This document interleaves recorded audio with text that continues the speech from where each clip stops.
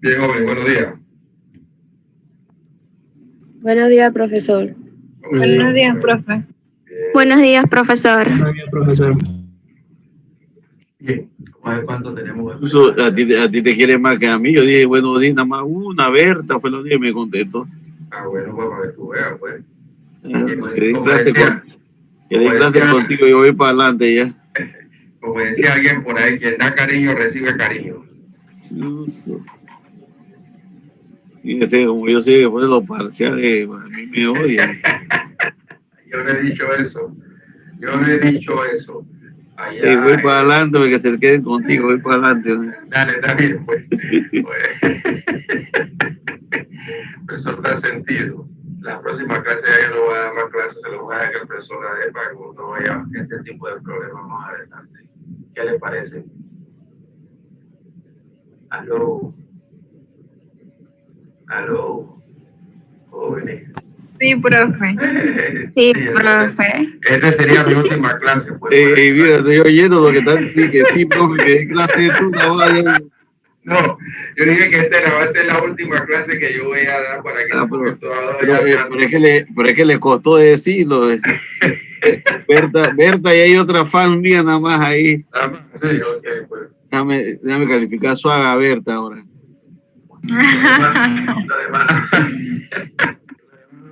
Caramba. Bueno, entonces, siguiendo con el programa que hemos establecido, vamos a hacer en esta ocasión un repaso en forma general. Le voy a dar un paseo, por así decirlo, por el tubo digestivo desde la cavidad oral básicamente hasta el área anomental, para que ustedes vean que realmente esto hay muchas estructuras como método dado. Nosotros como tecnólogos médicos debemos reconocer. ¿Me escuchan bien? Si no me escuchan bien, me avisan. ¿Me escuchan bien? Más o menos, profesor. Más o menos, a veces más o menos como que pare. ¿Por qué? ¿Por qué será más o menos? Profe, se escucha un poco lejos. Lejos, espérense un momentito, voy a cambiar de audífono para ver. ¿Y ahora?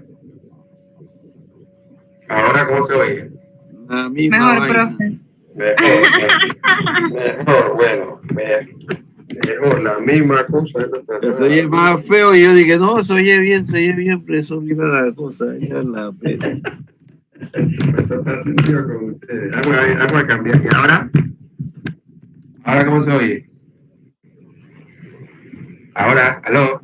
Ahora sí mejor, profe.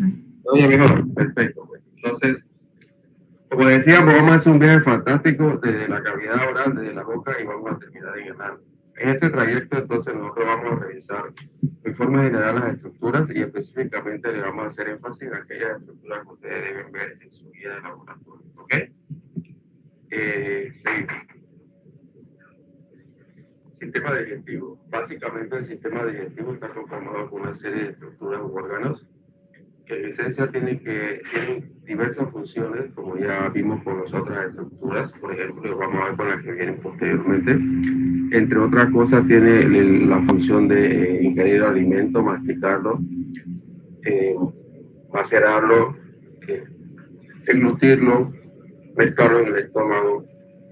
Una vez que se mezclan en el estómago, forman lo que se llama bolo alimenticio, y ese bolo alimenticio básicamente pasa al intestino, en la cual el intestino, con las estructuras aisladas que hemos visto a nivel sobre todo de estructuras epiteliales, ejerce la función de absorción de los nutrientes que estamos ingiriendo básicamente, y finalmente entonces el producto del metabolismo que no son ingeridos, no son absorbidos, que son denominados productos de desecho, entonces pasan al intestino grueso mediante movimientos peristálticos.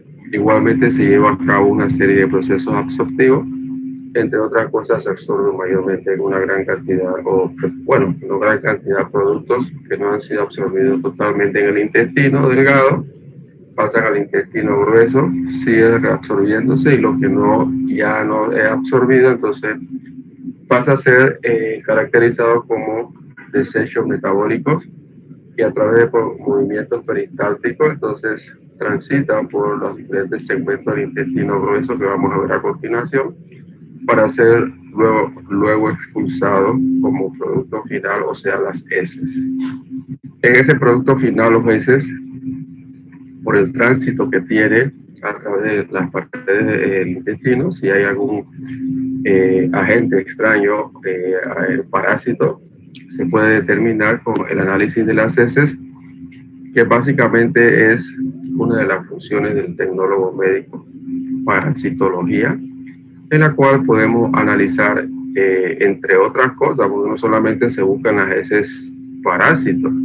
El tecnólogo médico debe estar capacitado para un momento dado también determinar, por ejemplo, sangre oculta en las heces, que es uno de los indicios, una de las características que se utiliza en clínica para un momento dado tratar de descifrar, por así decirlo, algunas patologías del intestino, entre otras cosas, los cánceres intestinales.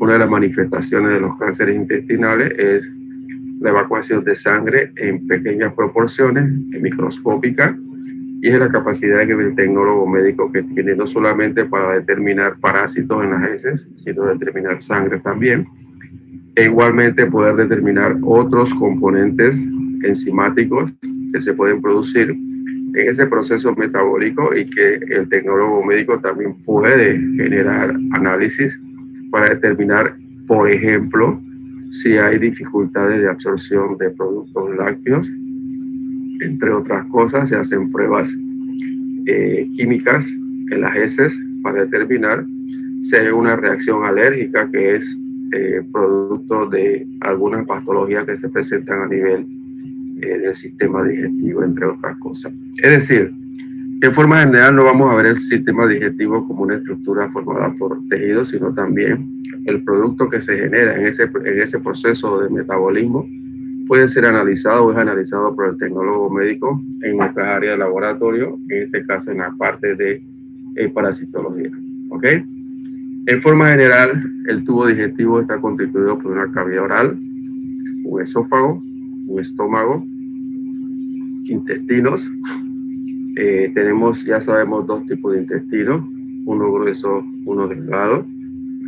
Igualmente, entre cada uno de ellos, nosotros vamos a ver que hay segmentos de intestino grueso, segmentos de intestino delgado, y cada uno de ellos va a permitir una característica histológica para poder hacer la diferencia entre uno y otro, que es lo que a continuación vamos a ir tratando de revisar para que ustedes amplíen el concepto que tienen del tubo digestivo, basado sobre todo en lo que le hemos incluido en la guía. Repito, la guía se ha establecido por el hecho de que el tiempo básicamente es el que en estos momentos está en contra de nosotros, y de hecho entonces tenemos que aprovechar y establecer características de algunas estructuras básicas del tubo digestivo. Entonces, repito, iniciamos por la boca, la cavidad oral, y terminamos en el ano. ¿Okay? En ese trayecto, en ese viaje fantástico, habrán caracterizaciones de cada uno de los segmentos, como a continuación vamos a ver. El proceso comienza con la masticación, la deglución, el desgarramiento de los alimentos, por así decirlo, lo cual son triturados por una serie de estructuras que vamos a ver a continuación, que quizás a lo mejor no están incluidos en su guía, pero sí son parte del tubo digestivo. Ese proceso de masticación, entonces, permite triturar los alimentos y llevarlo a través del esófago hacia el estómago, donde actúa ese estómago a través de sustancias químicas, sustancias ácidas, sustancias básicas, para básicamente formar una sustancia que finalmente pasaría al intestino delgado, es donde se lleva a cabo los procesos básicos de absorción de nuestros alimentos. Como vemos, anterior a la estructura anatómica, anterior a la estructura del esófago, está el sistema respiratorio, que básicamente también vamos a explicarlo en nuestros próximos laboratorios con más detalle en esencia. Una estructura que actúa como una puerta, como se ve ahí en la diapositiva, que es la que permite que los alimentos pasen de la cavidad oral al esófago y no pasen en algunas condiciones anormales al sistema respiratorio a través de la tráquea. De hecho, habrán algunas situaciones en las cuales, por ejemplo, en las personas adultas, maduras, las personas viejas o las personas que tienen algún problema neurológico, esos alimentos pueden pasar al sistema respiratorio y puede conducir a patologías o puede conducir incluso hasta la muerte. Las famosas broncoaspiraciones se llevan a cabo porque esa estructura denominada epiglótica que se está moviendo como una puertita ahí, no ejerce la función adecuada y permite que los alimentos pasen a la tráquea y al sistema respiratorio por ende. Bien. En la cavidad oral, o más bien la cavidad oral, está constituida por diferentes zonas. La zona vestibular, básicamente, que es la zona que está ubicada entre abajo, vamos a ubicarlo abajo, entre los dientes y los labios. Este es el área del vestíbulo de la cavidad oral. ¿Okay? Anterior, labio, a la estructura, posterior al vestíbulo, encía.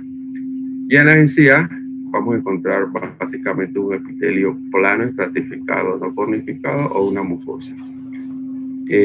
La otra parte de la cavidad oral sería la cavidad oral propiamente dicho, en la cual vamos a encontrar alojada una estructura musculosa que es la que permite el movimiento de los alimentos hacia el esófago y igualmente permite el movimiento para articulación de el habla, que es en esencia una de las características funcionales de la lengua en este momento. Además de eso, vamos a encontrar que en la cavidad oral encontramos en la parte superior un paladar, que es un paladar constituido por un epitelio plano estratificado no cornificado, al igual que las laterales. O sea que toda la cavidad oral básicamente está constituida por un epitelio plano estratificado no cornificado, como ya lo vimos anteriormente, y lo denominamos en aquel entonces mucosa.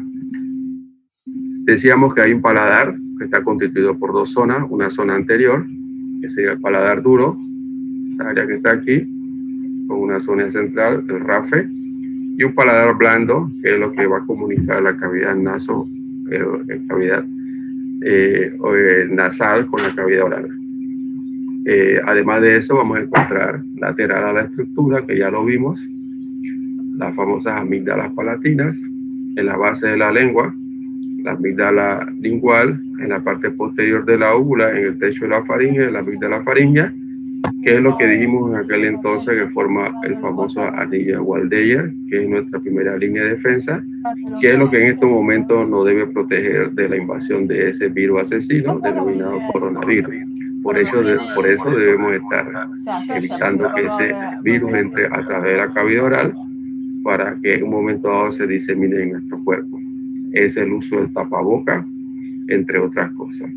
La úvula, que forma parte de la estructura, y fundamentalmente vamos a encontrar maxilar superior, maxilar inferior, y en su conformación estructural una serie de elementos denominados dientes con sus características histológicas, anatómicas, que son los que permiten en un momento dado desgarramiento o masticación de los alimentos para posteriormente, como decíamos anterior, ser llevado al estómago para el proceso de digestión. Entonces al final tenemos una estructura denominada orofaringe, que básicamente es la comunicación de la boca con la faringe en esencia. Y esto, o sea, a manera de información, no es parte de lo que ustedes tienen que ver, pero para que sepan de que la orofaringe está formada por un epitelio plano estratificado no cornificado, que ya ustedes lo vieron. E igualmente vamos a encontrar en la estructura, vamos a encontrar grandes conjuntos de glándulas salivares menores con orificios grandes que son los conductos excretores que permiten que ese producto de elaboración de las glándulas salivares menores, que es denominada saliva, que llevan entre sus componentes una serie de enzimas que son las que participan en el proceso, salgan al exterior y puedan ejecutar su función. Esta es la característica de la orofaringe. Igual, el epitelio que ustedes conocen, un epitelio plano estratificado, no cornificado o una mucosa. Descansa ese epitelio en una membrana basal y se continúa con un tejido conectivo fibroso, que ya ustedes lo pueden reconocer por las características morfológicas de su constituyente y los componentes celulares. es decir, fibras colágenas, vasos sanguíneos, entre otras cosas, y lo podemos ubicar dentro del tejido conectivo denso regular y, ¿por qué no?, el tejido conectivo laxo, que también forma parte de la estructura. Igual, otra de las imágenes. Y aquí está el conjunto de glándulas salivares menores tipo mucoso, que son las glándulas que en un momento dado forman un componente químico, que es lo que, repito, entre otras cosas, mantiene la superficie húmeda y participa en los procesos bioquímicos. Por ejemplo, hay amilasas o enzimas esenciales, que son las que participan en la digestión de muchos productos que nosotros ingerimos en este proceso. Seguidamente, entonces, vamos a revisar algunos conceptos generales de los dientes. En forma general, tenemos dos arcadas, arcada superior y arcada inferior. Lógicamente no vamos a hacer énfasis en eso porque ustedes no van a ser odontólogos, pero sí deben de saber de que en la conformación estructural de eso que hemos denominado diente, se van a producir en el desarrollo embriológico una serie de elementos que van a generar finalmente la formación de los dientes. De hecho, hablamos de dientes permanentes y dientes deciduales, o los famosos dientes de leche. Los dientes deciduales o dientes de leche tienen su periodo de erupción en el desarrollo del individuo. De hecho, indicamos en la diapositiva las diferentes fases del desarrollo, erupción de los dientes deciduales o los famosos dientes de leche. Esos dientes deciduales no son dientes permanentes, son dientes que son reemplazados posteriormente con los famosos dientes pertinentes. Y en la conformación estructural, entonces, se generan características morfológicas o más bien estructurales de los diferentes dientes. Los incisivos, los caninos, los premorales y molares, en su conjunto forman la que es la arcada superior e inferior, la dentadura, que debemos básicamente presentar en nuestra vida, tanto de niño como adulto. Cada uno de ellos tiene una característica anatómica que, repito, ustedes como estudiantes de tecnología no tienen por qué saberse para diferenciar un canino o un premolar o un molar, porque no van a ser odontólogos, pero sí deben de saber de que en forma general esos dientes están constituidos por estructuras histológicas que les va a permitir por lo menos identificarlo en una preparación. Vamos a tener que los dientes se conforman de un esmalte, una dentina, una pulpa y un cemento, que es lo que vamos en forma general a caracterizarlo para conocimiento general. Por ejemplo, este es un corte longitudinal de un diente seco y pulido, en la cual vemos específicamente, como tiene una puntita aquí, es un colmillo, un canino, colmillo canino, que son los términos que utiliza el odontólogo para caracterizar morfológicamente o anatómicamente este diente. Todos los dientes en forma general tienen una corona, que es la parte que sobresale en la cavidad oral, un cuello, que es lo que permite comunicar la corona con la parte que se introduce en la estructura ósea alveolar, un hueso esponjoso, la raíz. En forma general, entonces tiene una estructura central, una cámara central, denominada pulpa, donde vamos a encontrar un tejido conectivo fibroso laxo, semejante al tejido mesenquimatoso. Vamos a encontrar vasos sanguíneos, vamos a encontrar terminaciones nerviosas, que es en esencia lo que algunas veces molesta cuando se horada, se destruyen las capas externas, sobre todo dentina, cemento, entre otras cosas. Entonces se llega básicamente al área pulpar, donde vamos a tener terminaciones nerviosas que son las que en un momento afectan, y es lo que a veces uno dice, me duelen los dientes. Los dientes no tienen por qué doler porque su conformación estructural es una conformación sólida, pero cuando se pierde esa conformación sólida, entonces, llegamos a la parte central, donde se activan las terminaciones nerviosas y es lo que permite indicar de que no duelen los dientes. Además de eso, los dientes, aquí tenemos la pulpa, aquí tenemos la parte interna de la pulpa, el tejido conectivo generalmente laxo con vasos sanguíneos y diferentes tipos de elementos celulares, ¿ok? Y la dentina, que es lo más grueso que sería esto aquí, está conformada por una serie de estructuras que básicamente está constituido por material inorgánico, sales de calcio, hidroxiapatita, apatita, e incluso hay unos canalículos que son los que permiten en un momento dado comunicarse la parte externa con la parte interna, o sea, la pulpa.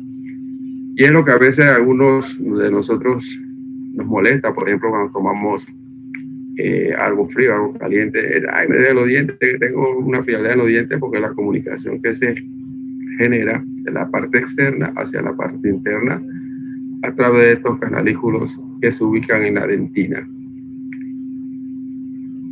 Aquí tenemos los canalículos, básicamente, y aquí tenemos la pulpa. Esta es la dentina, esta es la pulpa, y en la parte que se comunica la pulpa con la dentina hay unos elementos celulares denominados odontoblastos, que son los que generan básicamente la estructura de la dentina.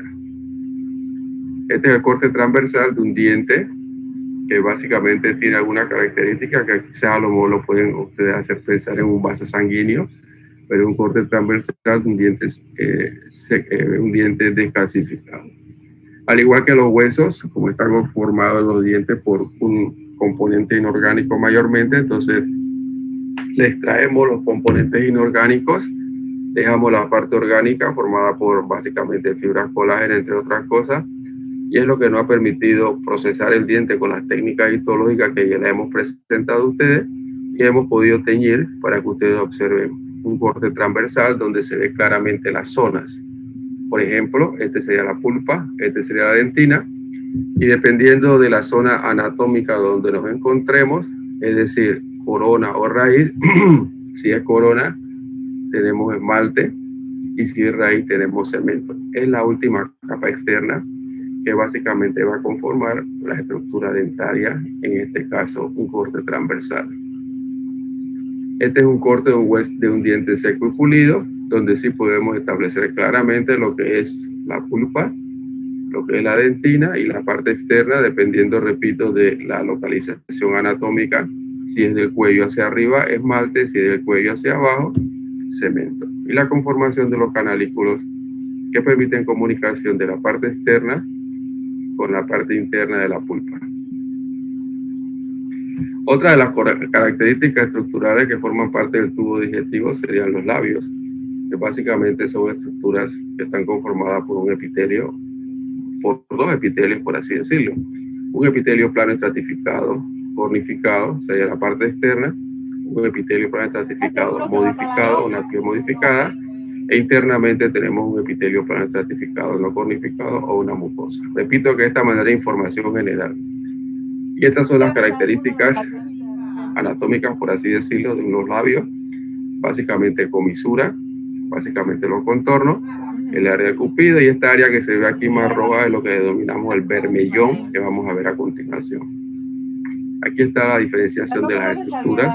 Aquí decíamos que esta área roja que ustedes ven aquí, que es lo más grueso que sobresale en algunos labios, es el denominado berbellón, y que tiene características estructurales histológicas que nos van a permitir ubicarla y caracterizarla en los cortes que vamos a presentar a continuación. Reitero la posición a manera de información. Incluso se van a generar algunas patologías en el área, por ejemplo, lo más común es el afta, lo que llamamos a veces sapito o las úlceras que se forman en la parte interna.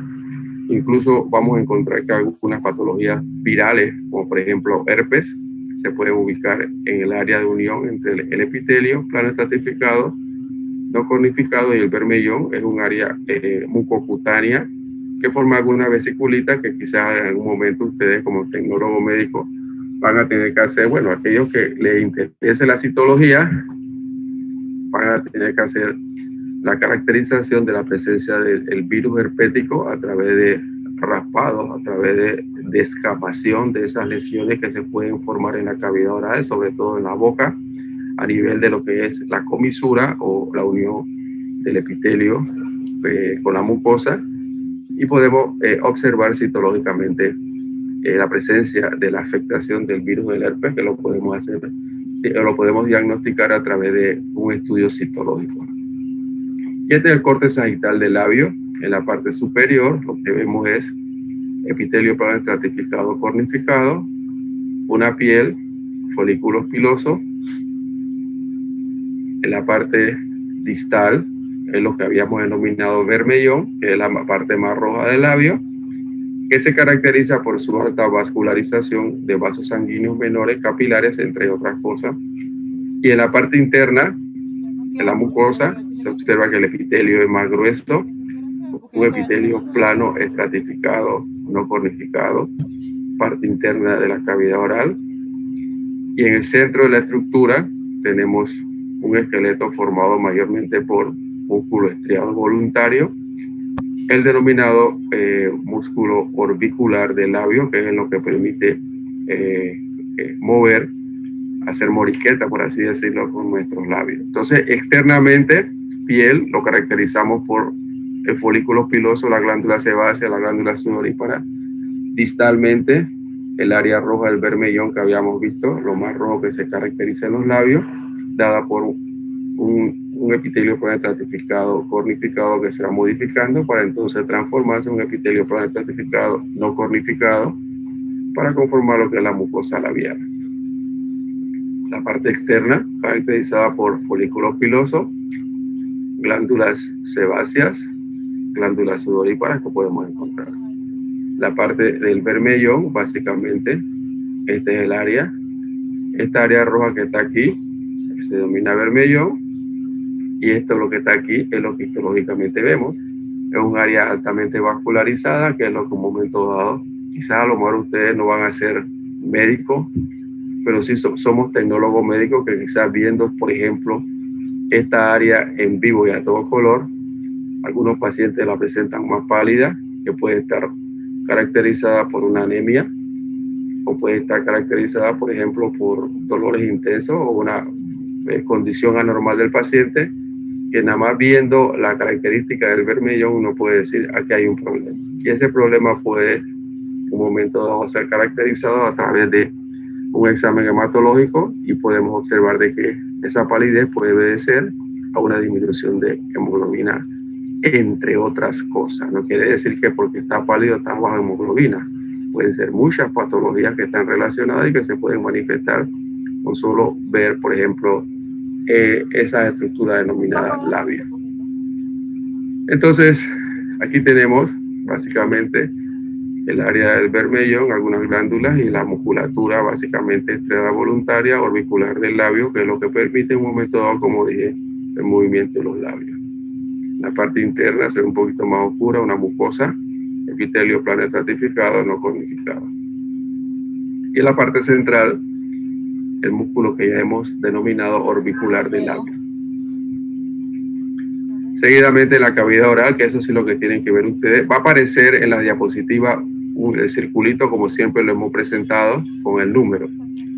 Primero sigue el circulito lateral derecho, indica de que es la imagen que ustedes tienen que caracterizar en esencia en su guía. Ok, entonces ya vimos cavidad oral y ya dijimos que en la cavidad oral hay una estructura básica musculosa que vamos a denominar, que se denomina lengua. La lengua en forma general tiene dos superficies. Una superficie dorsal, que es la que vemos en la pantalla, que es la que generalmente nosotros caracterizamos cuando abrimos la boca y sacamos la famosa lengua.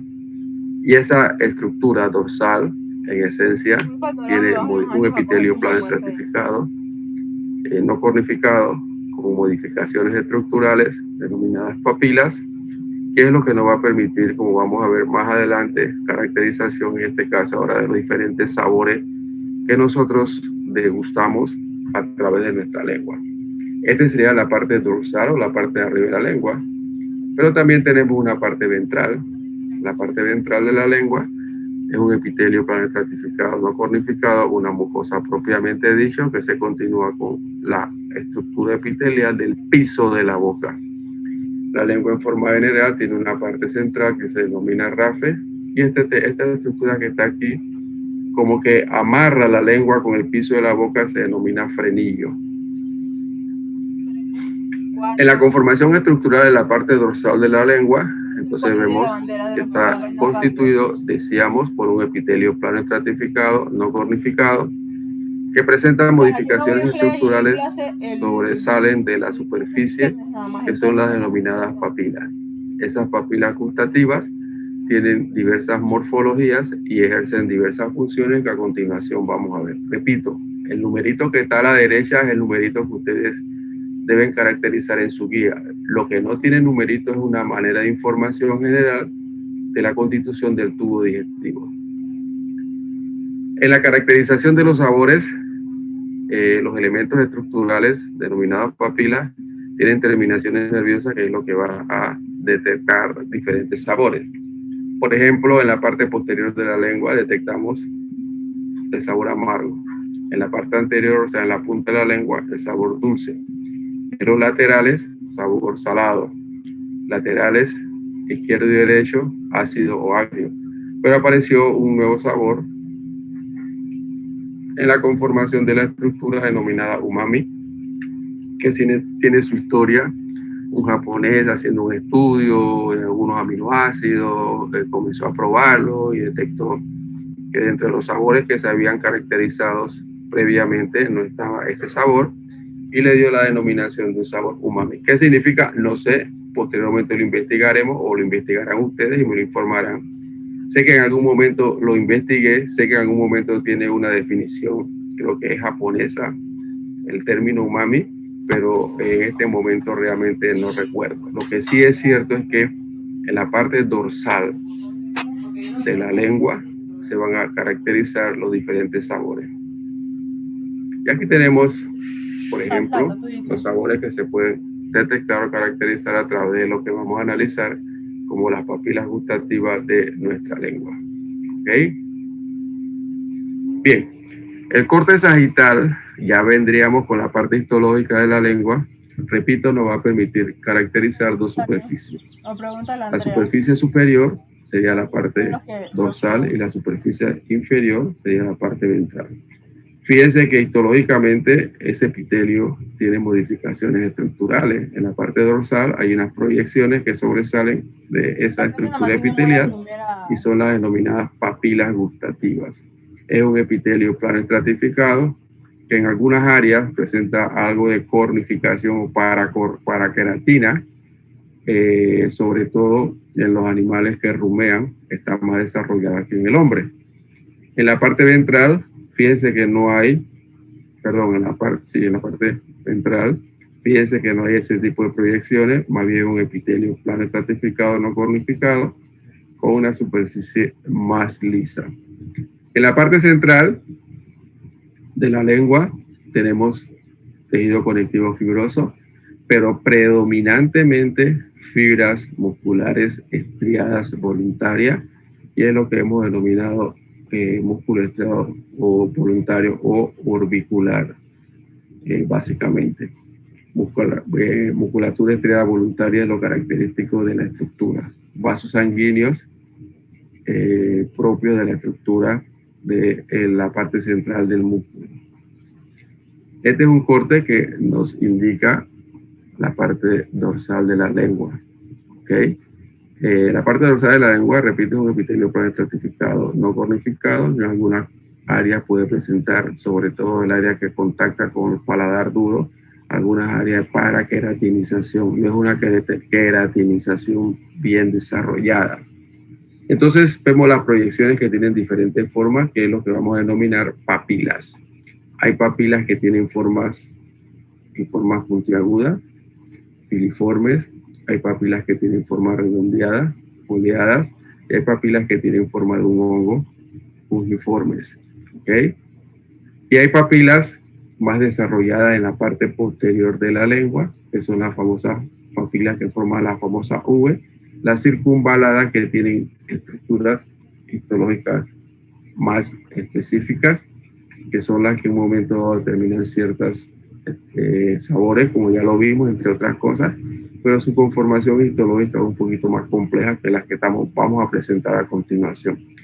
Papilas gustativas en la parte dorsal de la lengua. Veamos. Aquí la tenemos.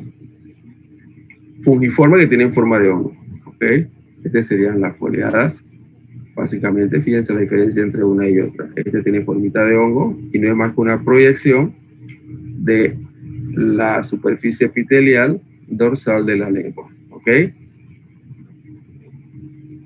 La filiforme, fíjense, tiene forma como una espina, básicamente, y forma parte del contexto de la superficie dorsal de la lengua. Y el resto es un epitelio estratificado no conificado que descansa en un conectivo, y ese conectivo se entremezcla con el músculo esquelético de la lengua. Y aquí está el conjunto de papilas. Aquí tenemos, por ejemplo, esta es la famosa papila circunvalada que está en la parte posterior de la lengua.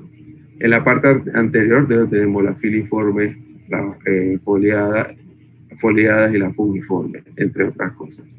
Y son los elementos estructurales que tienen terminaciones nerviosas, que son las que van a detectar lo que habíamos indicado anteriormente, los diferentes sabores que percibimos al momento de ingerir nuestros alimentos. El músculo estriado voluntario, que ustedes lo conocen, por el hecho de que es una estructura cilíndrica, cuyos núcleos se encuentran en la periferia y presentan estriaciones transversales dadas por proteínas proteínas contráctiles, actina y miosina, que forman las famosas bandas oscuras y bandas claras que ya hemos revisado anteriormente. Es lo que mayormente predomina en lo que es en el cuerpo de la lengua. De hecho, nosotros habíamos indicado anteriormente en la conformación de las estructuras musculares del tejido muscular que íbamos a encontrar músculos en cortes longitudinales, como lo que vemos abajo a la izquierda, y músculos en cortes transversales, como lo que vemos abajo en el centro y a la derecha. La localización de los núcleos es lo que nos va a permitir decir básicamente, primero, qué tipo de músculo es, y segundo, la conformación estructural, decir qué tipo de corte es, porque es lo que viene a continuación en las diferentes estructuraciones del tubo digestivo. Aquí tenemos la parte dorsal y aquí tenemos básicamente otros componentes abajo a la parte derecha, glandulares, que también forman parte del contexto de eso que hemos denominado lengua. Son glándulas mucosas salivares menores que también participan en esencia en la formación de la superficie o de la saliva, o la formación de sustancias líquidas que permiten mantener la superficie húmeda.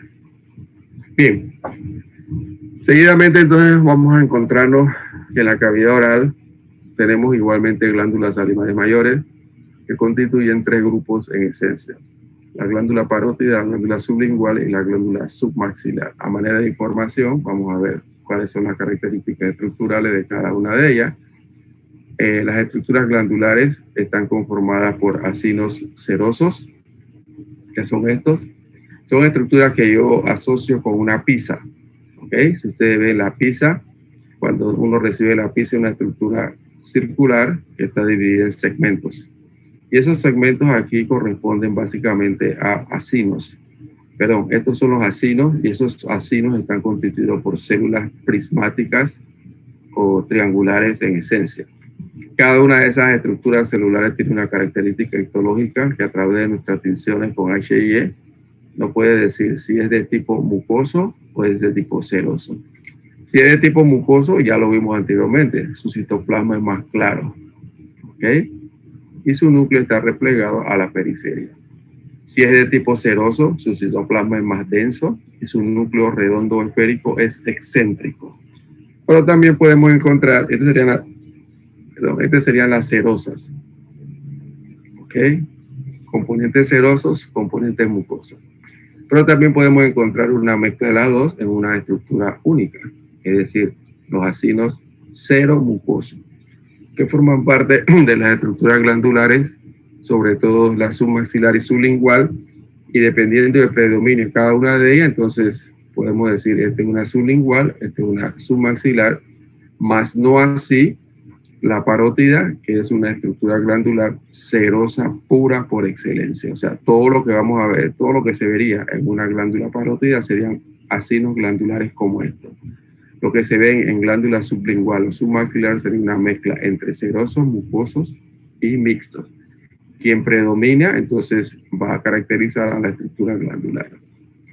Esta es una preparación que si ustedes tienen que verla, ¿no? Esta es la parótida, ahí está el numerito a la derecha superior. La parótida es la estructura glandular que básicamente se inicia, por así decirlo, en la base de la oreja, transita por maxilar superior e incluso llega hasta el maxilar inferior. Son estructuras glandulares capsuladas, tienen una cubierta de tejido conectivo fibroso que se introducen en la glándula y la van dividiendo en acinos, lóbulos. ¿Okay? Vamos a ver la histología de la glándula parótida. Esta es la histología de la glándula parótida. Es una estructura glandular que comparte acinos serosos con tejido adiposo. Todos estos espacios que ustedes ven aquí, claro, son células adiposas que forman parte del tejido adiposo que comparte la estructura glandular. A medida que uno va avanzando en el desarrollo embriológico, se van presentando mayor cantidad de tejido adiposo en la conformación estructural de la glándula.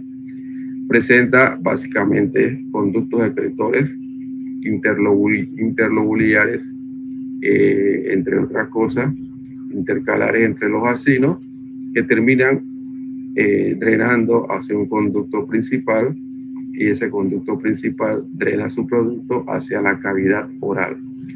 Si se fijan, hay unas estructuras más oscuras que son prácticamente acinos serosos, que se entremezclan entre el tejido adiposo, que forma parte de, además del tejido conectivo, que siempre lo vamos a encontrar, como dije anteriormente, un tejido de unión de conjunción, forma parte de la estructura glandular denominada parótida. Si pudiéramos ver la parte externa de la estructura glandular, aquí veríamos un tejido conectivo fibroso, que es lo que básicamente caracteriza a la estructura como una glándula capsulada. Ese tejido conectivo fibroso se introduce en la estructura glandular y la va a dividir en dos. Vamos a ver una imagen más amplia. Ahí la tenemos.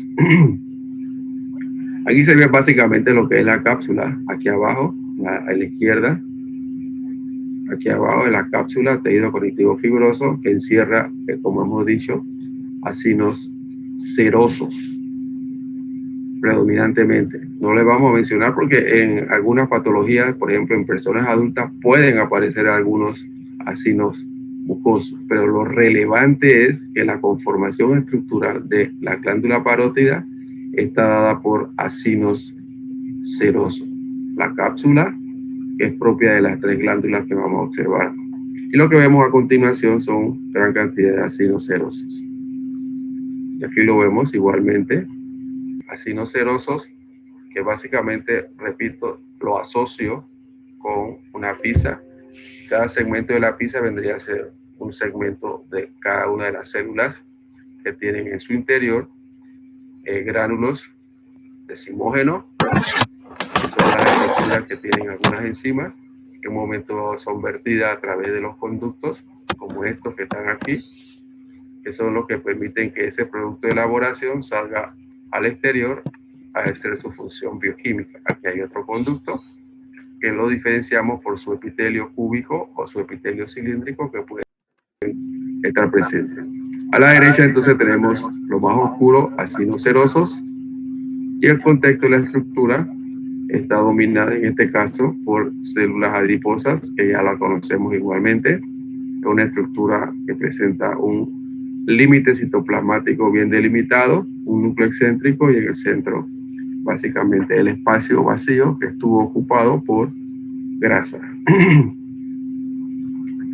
Aquí tenemos los conductos intercalares, básicamente se caracterizan por su epitelio cúbico, que están asociados con los conductos, perdón, están asociados con los acinos serosos, e igualmente vemos en esencia tejido adiposo. Los más oscuros, repito, son acinos serosos propios de la parótida, los conductos que están tapizados por epitelio cúbico, conductos intercalares, entre otras cosas. Igualmente vemos aquí los conductos estriados, cuyo epitelio es diferente y se hace la diferencia entre un conducto y una glándula. Y esto que está aquí ustedes lo reconocen en un vaso sanguíneo por el hecho de tener glóbulos rojos en su interior, que también forma parte de la estructura de nuestro organismo. Entonces predominan los acinos serosos básicamente yo no diría que predominan, yo diría que es en esencia una estructura serosa. No hay predominio porque no hay otro componente como el mucoso. Todo lo que encontramos en la parótida es componente seroso. Es una glándula, mejor dicho, una glándula serosa por excelencia. Y los conductos excretores propios de la estructura, en este caso conductos estriados. Igual, aquí tenemos conductos intralobulillares. Fíjense, ahora el epitelio cambia a un epitelio más alto y entremezclado con los acinos serosos y el tejido adiposo. Glándula parótida. Conductos, aquí hay otro conducto intralobulillares que tiene otra caracterización, quizás a lo mejor un epitelio cúbico estratificado, entre otras cosas, que hace la diferencia entre un conducto y una estructura glandular. Estos conductos en anatomía tienen su nombre, ¿ok? Ustedes deben reconocer el nombre de los conductos. Creo que el conducto de la parótida se llama Revinus, entre otras cosas. En anatomía de estos conductos tienen su denominación propia. Bien. Seguidamente entonces tenemos la siguiente glándula salivar mayor, sería la glándula submaxilar. Como le indica la diapositiva, debajo de los maxilares. Estas estructuras glandulares igualmente presentan una cubierta de tejido conectivo fibroso. Tienen que verla, como dice el numerito arriba, es parte de su guía.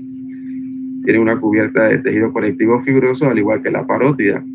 Pero en su conformación histológica va a haber una diferencia con la parótida. Habíamos dicho que la parótida es una glándula serosa por excelencia.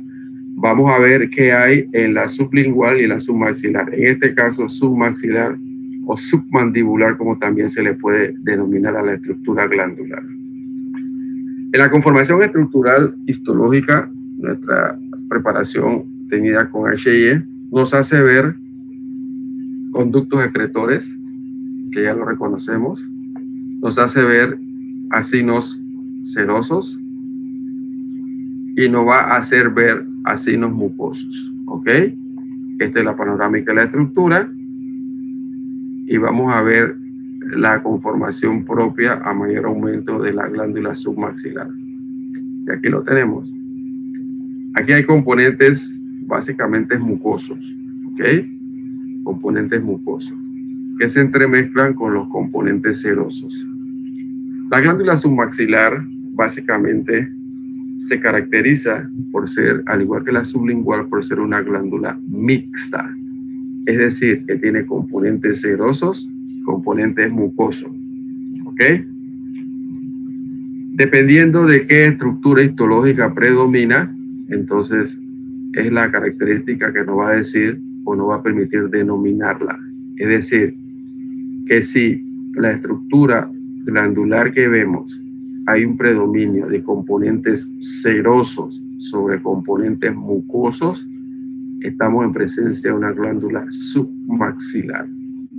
De hecho, tenemos a la izquierda los componentes serosos bien caracterizados, los componentes mucosos bien caracterizados, y a la derecha tenemos el componente mixto. Es lo que yo denomino una cabeza con un sombrero. La cabeza sería el componente mucoso y el sombrero sería el componente seroso, que es el otro componente que se va a encontrar en la glándula submaxilar y en la glándula sublingual. Es decir, que vamos a tener componentes serosos, componentes mucosos y componentes mixtos. Repito, si predomina el componente seroso sobre el componente mucoso, la glándula se denomina glándula submaxilar. Estas son las estructuras que ustedes tienen que caracterizar para denominarla la estructura glandular como tal. Y mejor aún, todo lo que se tiene más oscuro, más rojo, que tienen en su citoplasma granulitos, son componentes serosos. Y todo lo que se tiene más claro, con un núcleo replegado hacia la periferia, son los componentes mucosos. Pero hay componentes que tienen componentes mucosos y estructuras glandulares, que tienen componentes mucosos y componentes serosos, son los denominados acinos mixtos, que repito, son propios de ambas estructuras, de la submaxilar y la sublingual. Igualmente tenemos conductos excretores que permiten en un momento dado, evacuar el producto de elaboración de la glándula submaxilar o submaxilar o submandibular. Conductos excretores que igualmente tienen características histológicas propias, epitelios propios, diferentes a los componentes glandulares que hemos visto. Seguidamente entonces tenemos la glándula sublingual, ¿ok? Puede ser una glándula sublingual menor o puede ser una glándula sublingual mayor. En forma general, glándula sublingual, ¿ok? Vamos a ver la característica histológica, es una de las que tienen que ver ustedes también. La glándula sublingual igualmente es una cubierta de tejido conectivo fibroso o una cápsula que se introduce y divide la glándula en lóbulos y estos a su vez el lobulillo. Esta es la panorámica de la estructura teñida con HI. Y lo que vemos en la glándula sublingual es componentes mucosos, componentes serosos, componentes mixtos. En la glándula sublingual predomina el componente mucoso sobre el componente seroso. Esa característica de predominio del mucoso sobre seroso es propia de la glándula sublingual. Es la característica que ustedes van a utilizar para decir estoy en presencia de una glándula sublingual, ¿ok? Igualmente tiene conductos excretores que permiten evacuar el producto de elaboración hacia la cavidad oral. Conductos intercalares, conductos interlobulares, o sea, intercalares entre los acinos, entre los interlobulares, entre los lobulillos, que habían sido divididos por la estructura conectival que se introdujo en la cápsula, en la estructura glandular. Bien, dejamos las glándulas salivares mayores que se ubican en cabeza, básicamente, más que cuello. Y vamos a entrar al tubo digestivo propiamente dicho. ¿Okay? Habíamos dicho que hablar de sistema digestivo es hablar de muchas estructuras, pero hablar de tubo digestivo es hablar de unas estructuras que van de la faringe hacia abajo. De la faringe entonces encontramos esófago, estómago, intestino, entre otras cosas. Vamos a ver la característica estructural en forma general. Esa estructura tubular, denominada tubo digestivo, valga la redundancia, está conformada por capas o túnicas: mucosa, submucosa, muscular externa y adventicia. ¿Ok? Aquí la tenemos en forma diagramática, por así decirlo. Lo central es por donde va a pasar los alimentos. Si partimos de allí hacia afuera, entonces tendremos mucosa, submucosa, submucosa, muscular y adventicia. Dependiendo del lugar donde nos encontremos, si esa última capa, denominada adventicia, tiene una cubierta de mesotelio, entonces a esa última capa se le denominará serosa. Si no hay capa de mesotelio en ese tejido conectivo fibroso de la última capa del tubo digestivo, entonces a esa última capa la denominaremos adventicia. Veamos. Y aquí está la estructuración básica del tubo digestivo. Ahí, a partir del esófago, hablamos del tubo digestivo. Y vamos a encontrar que en los diferentes segmentos del tubo digestivo hay organizaciones, hay estructuras, hay elementos constitutivos propios de cada área. Entonces tenemos aquí una mucosa, tenemos una submucosa, tenemos una muscular externa y tenemos una adventicia. Y repito, si está cubierta por un mesotelio o un epitelio plano monoestratificado, entonces hablamos de serosa de esa última capa. Si esta última capa no está presente, entonces a esa última capa lo vamos a denominar adventicia. Vamos a ver. Y aquí tenemos la estructuración ahora más amplia de lo que hemos denominado tubo digestivo. Internamente, mucosa, submucosa, muscular, adventicia o serosa. Y esta es la conformación general del tubo digestivo. Aquí tenemos igualmente mucosa, submucosa, muscular externa, adventicia o serosa. ¿Qué vamos a encontrar en la mucosa? En la mucosa vamos a encontrar un epitelio que va a variar dependiendo de donde nos ubiquemos en el tubo digestivo. Ya dije que vamos a hacer un viaje fantástico desde la boca hasta el ano. Y en ese tránsito vamos a encontrar una variabilidad de epitelio en la capa mucosa, que puede ser un epitelio plano estratificado, no cornificado, puede ser un epitelio cilíndrico simple, puede ser un epitelio cilíndrico mucosecretor, puede ser un epitelio cilíndrico simple con microvellosidades cortas y células caliciformes, entre otras cosas. Este epitelio descansa en una lámina propia, que a su vez descansa en una capa muscular doble, músculo liso o muscular mucosae, que es el límite entre el epitelio y la submucosa. En la submucosa, un tejido conectivo fibroso, generalmente es fibroso, que puede estar conteniendo glándulas en su estructura, como vamos a ver. Por ejemplo, en el esófago, las glándulas esofágicas. Por ejemplo, a nivel de lo que es el cardias, las glándulas cardiales, entre otras cosas. Por ejemplo, a nivel de intestino delgado, duodeno, las glándulas mucosas, entre otras cosas. Y seguidamente, entonces, la muscular, propiamente dicho, que va a estar representada en una organización propia. Es decir, su orientación en el espacio sería circular interna y longitudinal externa. Y ahora llegó el momento de caracterizar los cortes de la musculatura. ¿Ok? Y finalmente, entonces, tenemos la última capa, que sería, repito, la adventicia, y si está cubierta de mesotelio, sería denominada serosa. Veamos. Lo siguiente que tienen que ver ustedes, como indica la diapositiva, es el esófago. Preparación número 5 de su guía. Es una estructura tubular que comunica la cavidad oral con el estómago. Es un tubo, como ya lo vimos, y su organización ya está dada anteriormente. Vamos a ver la histología. Este es un corte longitudinal de esófago. ¿Qué vamos a encontrar en el esófago? De aquí hacia arriba, mucosa. Esto que se ve más rojito aquí, muscular de la mucosa, músculo liso. Seguidamente hacia arriba, una lámina propia o corion, que también se le llama, tejido conectivo fibroso.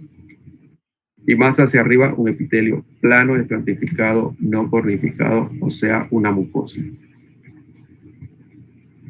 De la muscular mucosa hacia abajo, submucosa, y en este caso está ocupada por una gran cantidad de glándulas esofágicas o glándulas mucosas, cuyo conducto excretor se abren a través de la mucosa y vierten su producto hacia el exterior.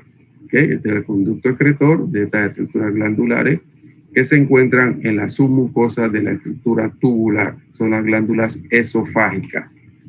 Seguidamente, entonces, tenemos una gruesa capa de, bueno, no tan gruesa capa de músculo que, dependiendo del tercio del esófago, es decir, si dividimos el esófago en 3 partes, entonces podemos encontrar que en la parte superior vamos a encontrar del esófago músculo estriado.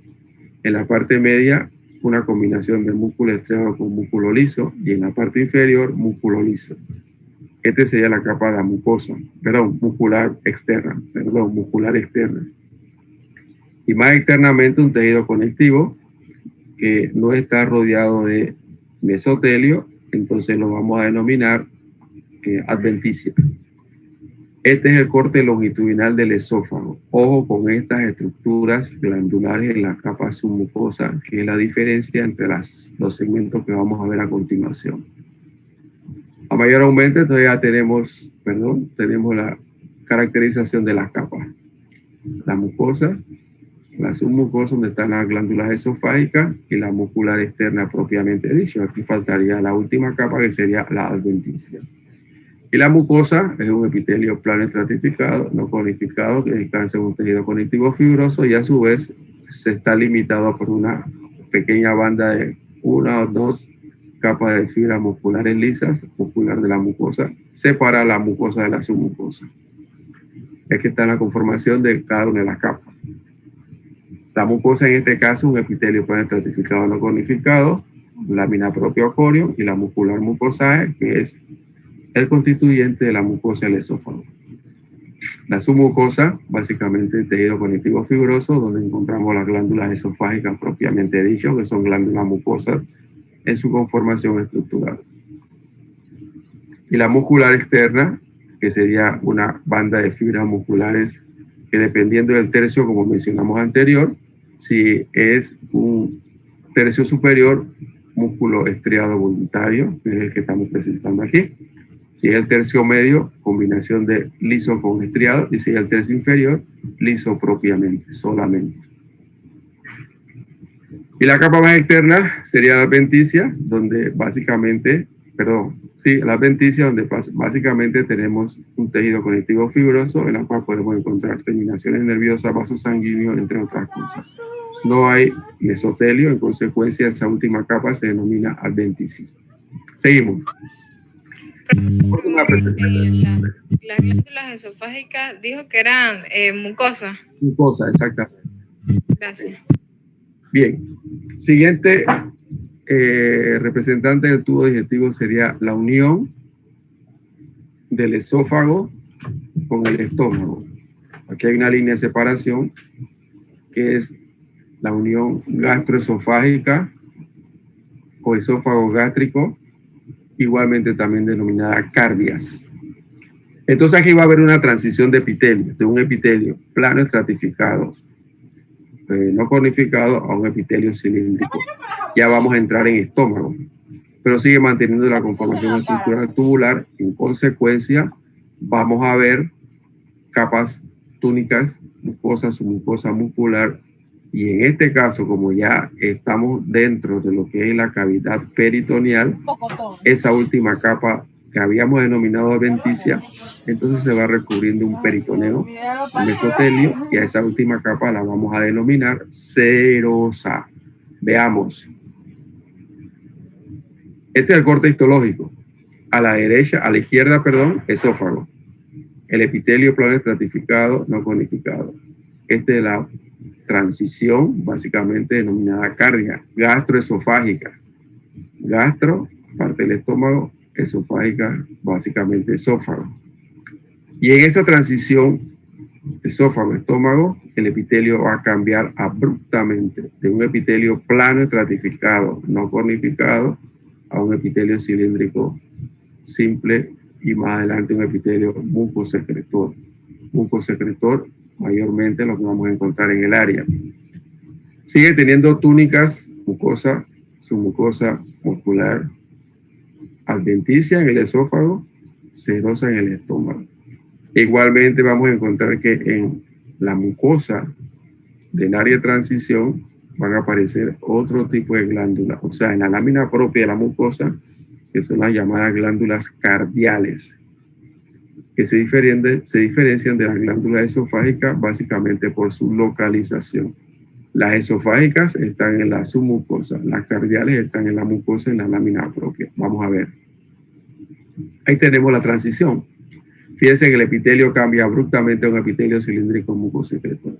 Aquí están las glándulas cardiales que se ubican básicamente en la lámina propia, y aquí abajo están las glándulas esofágicas que se ubican en la submucosa. Lo que se ve más oscuro es la muscular de la mucosa, que es lo que va a separar la mucosa de la submucosa.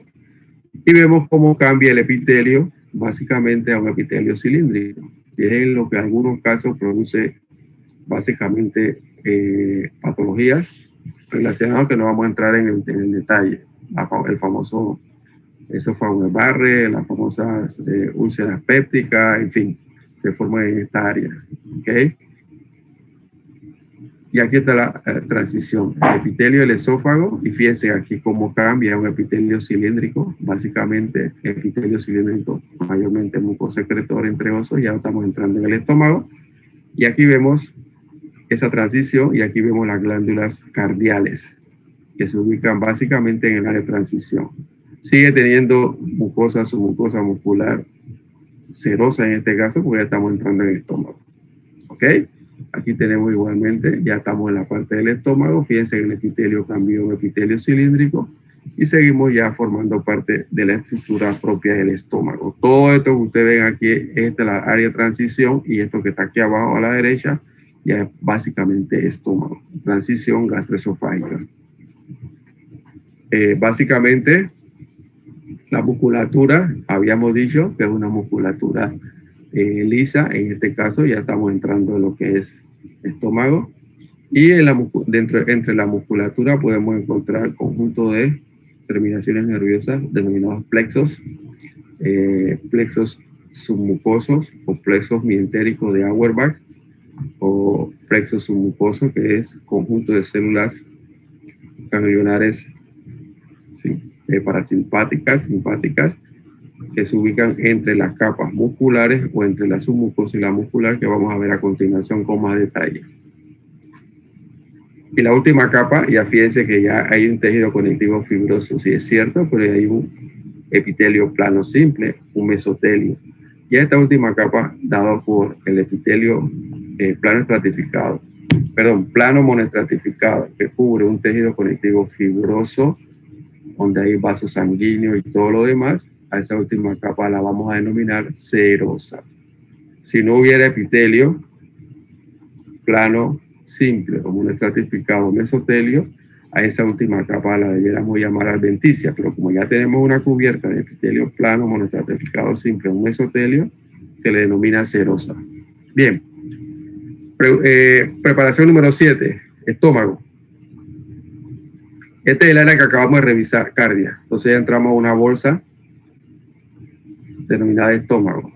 El estómago en el desarrollo embriológico es un tubo, se va dilatando y va girando hasta ocupar su posición final, que presenta una curvatura mayor, una curvatura menor.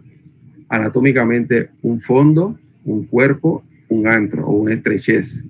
Y ese antro, a través de un canal pilórico, va a comunicarse con el intestino delgado. Vamos a ver la característica histológica de eso que vamos a denominar estómago. ¿Cómo está conformado esa estructura histológica? Fíjense que la estructura de la pared interna del estómago está dada por arrugas, ¿okay? Y esas arrugas histológicamente tienen su característica conformacional. Es lo que vamos a denominar fosita gástrica. Y en esas estructuras denominadas, estómago, va a haber un conjunto de glándulas que se ubican sobre todo en la mucosa. Veamos. Aquí tenemos básicamente la conformación del cuerpo, y aquí tenemos la conformación estructural dada por las capas, ¿ok? Externa, serosa, interna, de afuera hacia adentro, serosa, muscular propiamente dicho, submucosa y mucosa. Veamos la estructura histológica. Y este es el corte histológico de un estómago. Eso que ustedes veían aquí, estas arrugas que ustedes ven aquí abajo, irregulares, superficie irregular de la mucosa, es lo que vemos aquí. ¿Okay? Y ahí se puede ver claramente las capas o túnicas. Se ve un límite bien marcado de una estructura más roja, sería muscular de la mucosa. De ahí para arriba, la lámina propia y el epitelio, que forma proyecciones en forma de arrugas o foviolas, que vamos a ver más detalladamente a continuación. El área más clara que se ve aquí sería la submucosa, tejido conectivo fibroso, donde vamos a encontrar vasos sanguíneos, vamos a encontrar terminaciones nerviosas entre la submucosa y la muscular. Lo más grueso, la musculatura externa, organizada circular interna, longitudinal externa, y finalmente la última capa, la más externa, tejido conectivo fibroso cubierta de un mesotelio, entonces la vamos a denominar serosa. Vamos a ver el detalle de la mucosa, que es lo que nos va a permitir hacer la diferencia entre los otros componentes. En la conformación de las estructuras glandulares que forman la mucosa, vamos a encontrar que son glándulas denominadas glándulas fúndicas, que presentan un istmo, un cuello y una base. Y en esa conformación tubular de esa glándula vamos a encontrar diferentes tipos de células. Células que recubren la superficie, células mucosas del cuello, células regenerativas y sobre todo las células parietales y células principales. Células DNS o sistema neuroendocrino difuso, que es lo que significa esto, o lo que llamábamos anteriormente células APU, que son células que en un momento degradan algunos componentes bioquímicos para generar algunas sustancias específicas. Entonces, estos son los componentes celulares que vamos a encontrar en las famosas glándulas fúngicas en sus diferentes segmentos: base, cuello e hilo. Veamos. Y aquí tenemos la mucosa. Habíamos dicho que la mucosa está conformada por un epitelio, una lámina propia y una muscular de la mucosa a la derecha. En este caso, la lámina propia o corion está ocupada por un conjunto de estructuras glandulares, como la vimos anteriormente. Este tipo de conjunto de células que están aquí básicamente conforman las glándulas fúngicas. Son glándulas tubulares que entre sus componentes esenciales tiene las células parietales, que producen ácido clorhídrico, factor intrínseco del cáster, que es el que permite la absorción de la vitamina D-B en el estómago. Y las células principales, que son las que producen el ácido clorhídrico. ¿Okay? Las células parietales son acidófilas, se ven aquí. Las células principales son más azulitas. ¿Okay? Y todas ellas forman básicamente una estructura columnar. Son las famosas glándulas fúngicas, que es lo característico de la mucosa del estómago. Aparte del epitelio, el epitelio se invagina formando lo que hemos llamado las foveolas o invaginaciones, y en esa base de la estructura glandular es donde va a abrir las glándulas fúngicas. ¿Ok? Aquí en esta área. Y esta es la mucosa gástrica. Presenta un epitelio cilíndrico mucosecretor.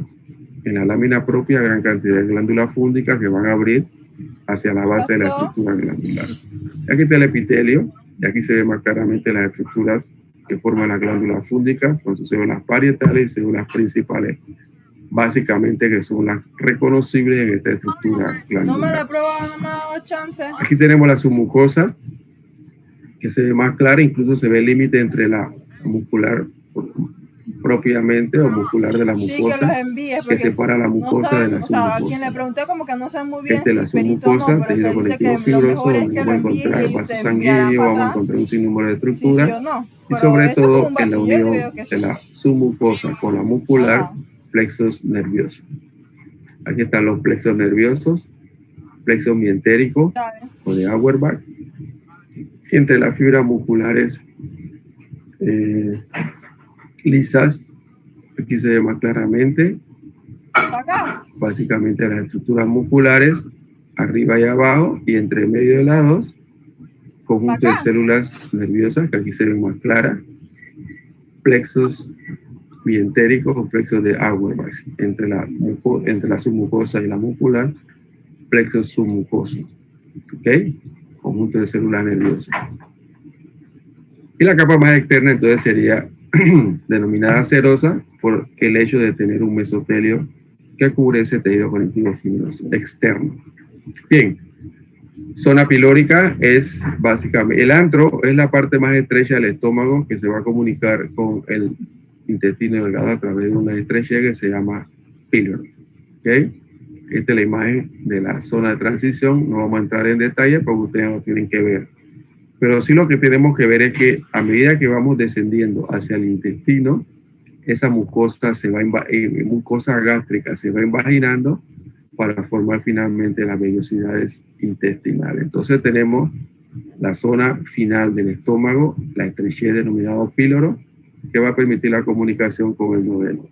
Intestino delgado presenta igual capas: mucosa, submucosa, muscular, y en este caso la serosa, que sería la última capa más externa. Igual la manera de información, no la tienen que ver ustedes, pero para que vean que el epitelio se va invaginando hasta formar las vellosidades intestinales.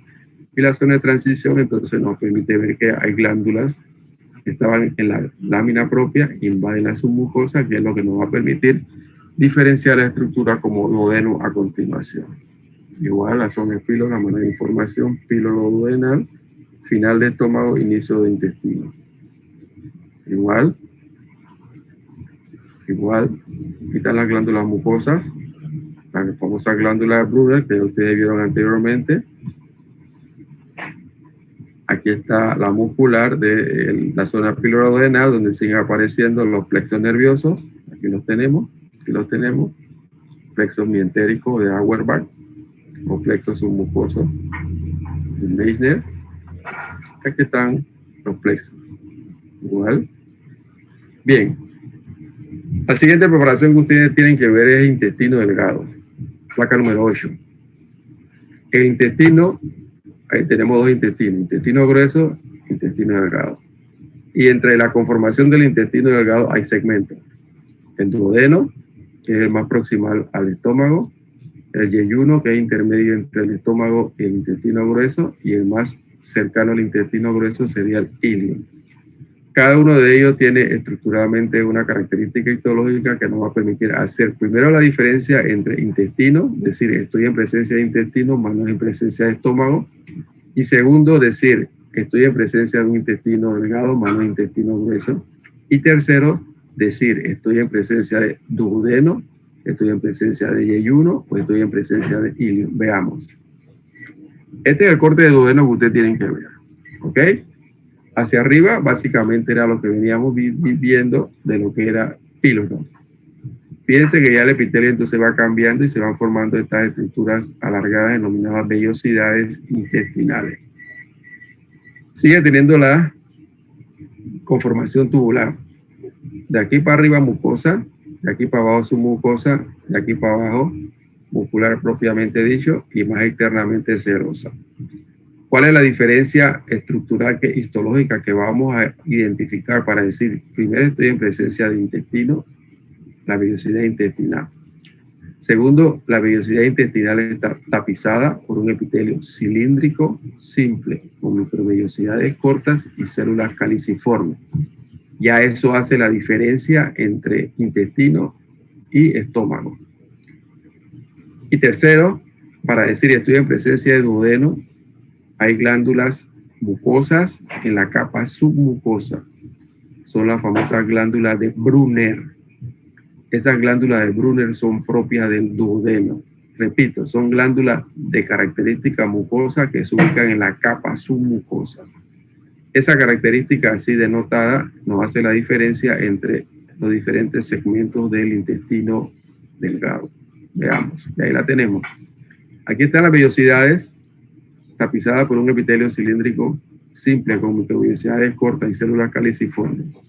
Aquí se ve claramente el límite entre la mucosa y la submucosa.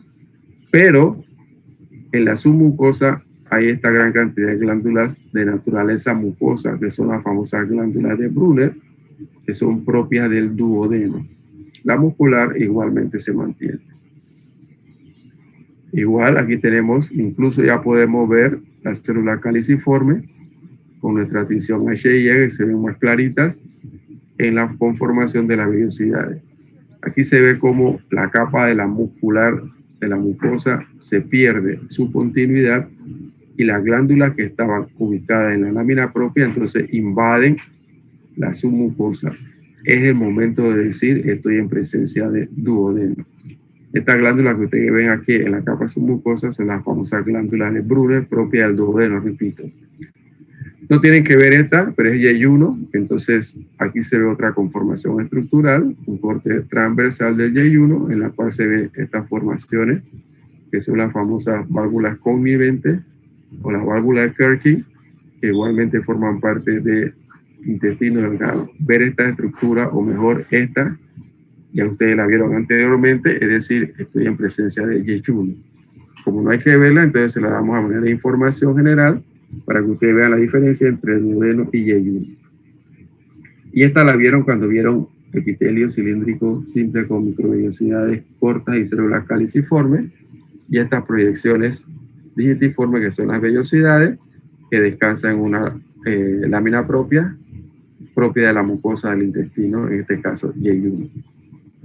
Aquí está el corte del ilio, que es el otro componente del intestino delgado, que se diferencia de los anteriores porque ya lo vimos anteriormente cuando vimos tejido linfático y identificamos los nódulos linfáticos que se ubican de la submucosa invaden hasta la mucosa. Sigue manteniendo mucosa, submucosa muscular y adventicia, sigue manteniendo las vellosidades, sigue manteniendo un epitelio cilíndrico simple con microvellosidades cortas y células caliciformes. Lo relevante y diferencial es la presencia de los nódulos linfáticos en la capa submucosa e invaden la mucosa. Esta característica el predominio de los nódulos linfáticos en esta área es propia del ilio.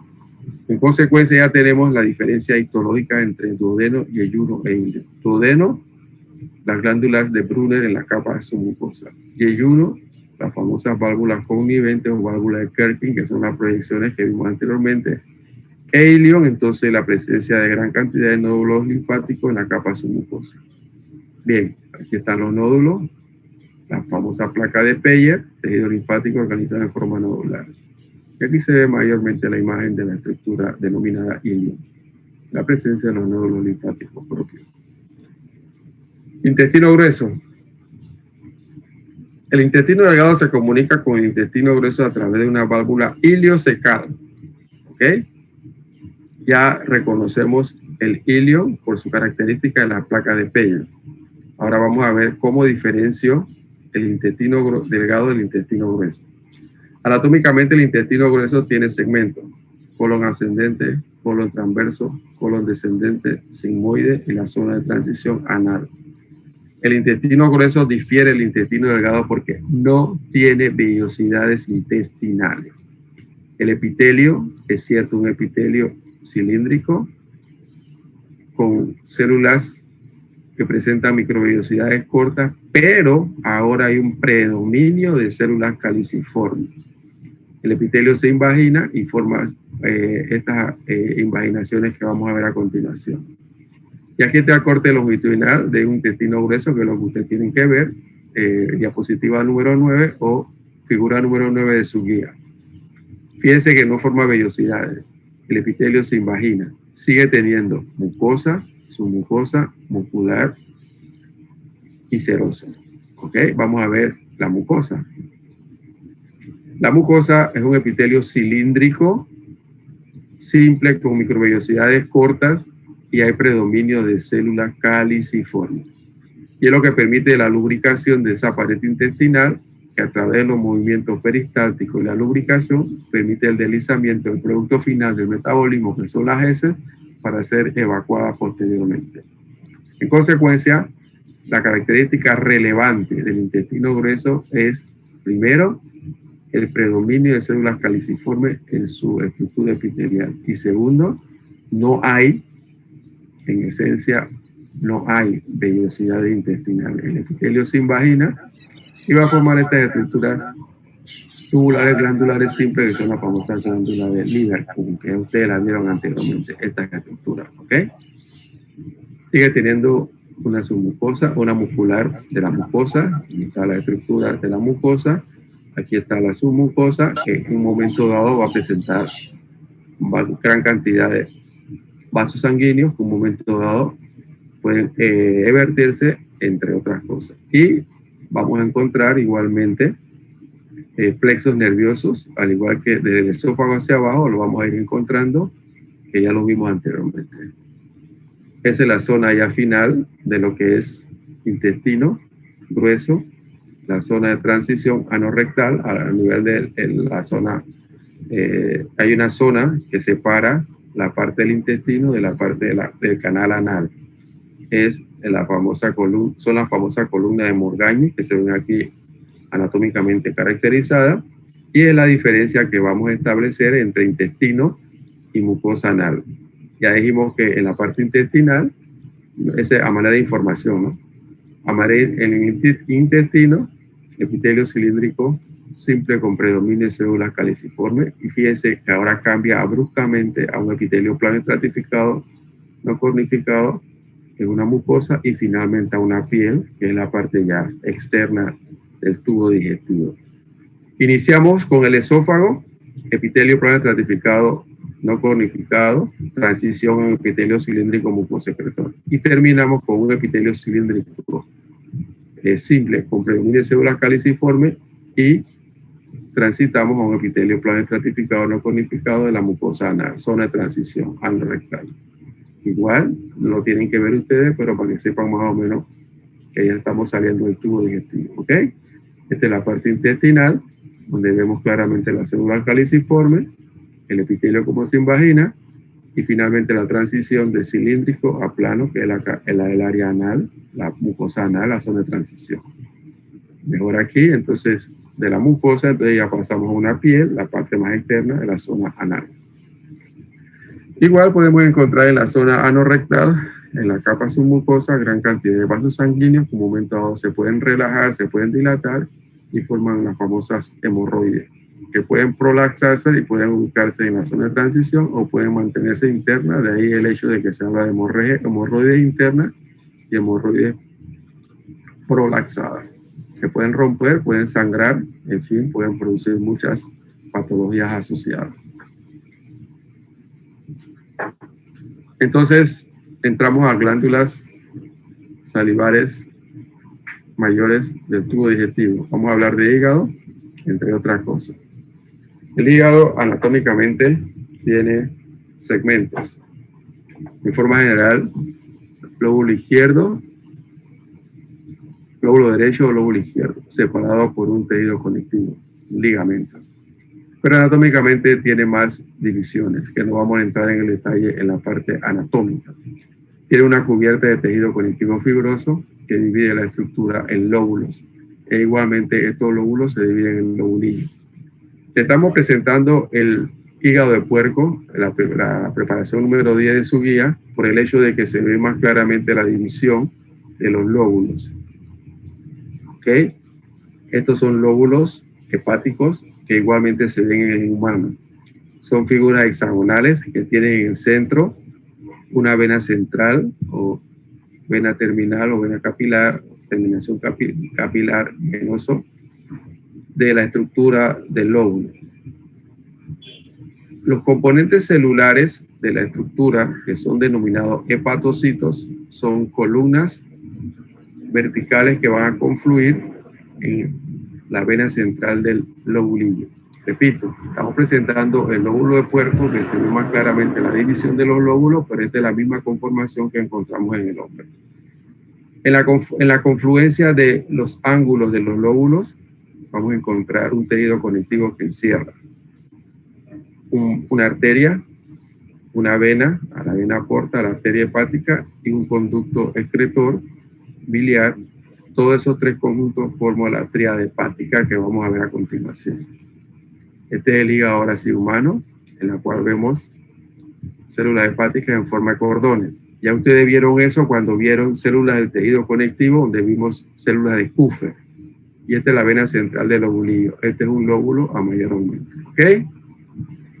Aquí está la vena central del lobulillo. Aquí están los hepatocitos, células hepáticas, los espacios entre columna y columna, espacios que forman los sinusoides. Y en esos sinusoides veíamos estas células, que son las células de Kupffer, que son macrófagos fijos, que son los que fagocitan, en este caso pigmentos biliares. A mayor aumento tenemos aquí básicamente la célula hepática y la vena central del lobulillo. Este es un lobulillo. Y aquí tenemos la tríada hepática, conducto biliar, la vena porta, arteria hepática. Las tres estructuras conforman lo que es, en esencia, la tríada hepática.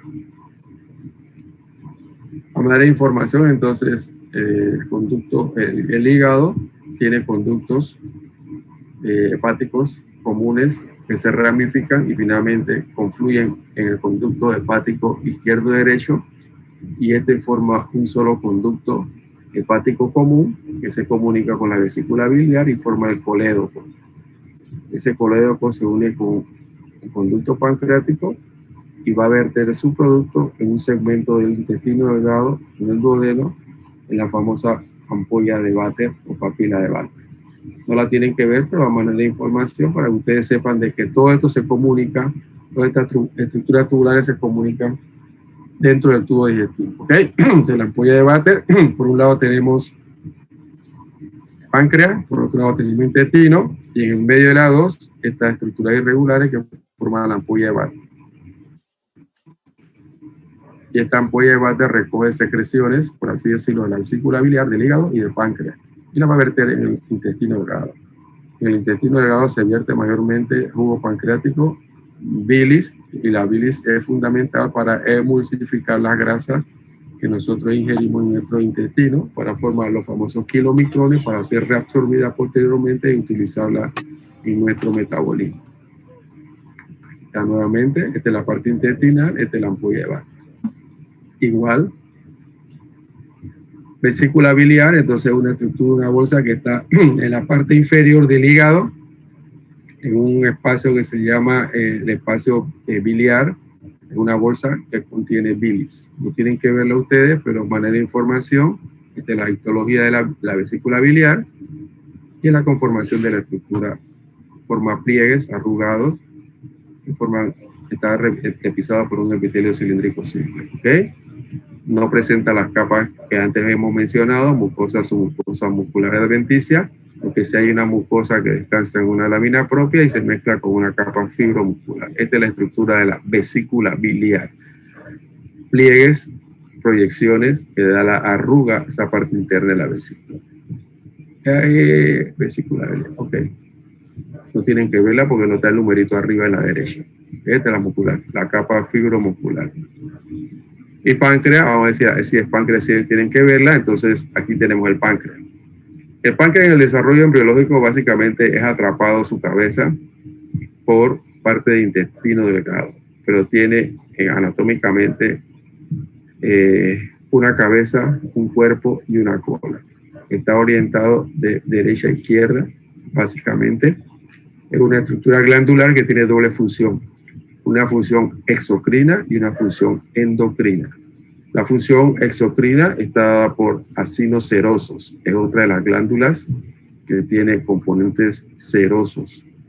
Y tiene componentes endocrinos, que son los famosos islotes de Langerhans. ¿Ok? Vamos a ver la estructura histológica del páncreas. En la conformación, en el desarrollo embriológico, se forman dos tubos. Conducto de Wilson y el conducto de Santorini. El conducto de Wilson es el conducto principal. El conducto de Santorini es un conducto accesorio que se oblitera, se cierra en ese desarrollo embriológico y solamente nos queda el conducto principal, conducto de Wilson, que es el que recoge el producto de la elaboración de la estructura exocrina, básicamente, y la vierte hacia el duodeno a través de la ampolla de Vater en conjunto con el colédoco. Colédoco con conducto de Wilson se une y forman la ampolla de Vater y es lo que abre en la primera porción del duodeno, en la famosa carúncula mayor de la estructura del duodeno.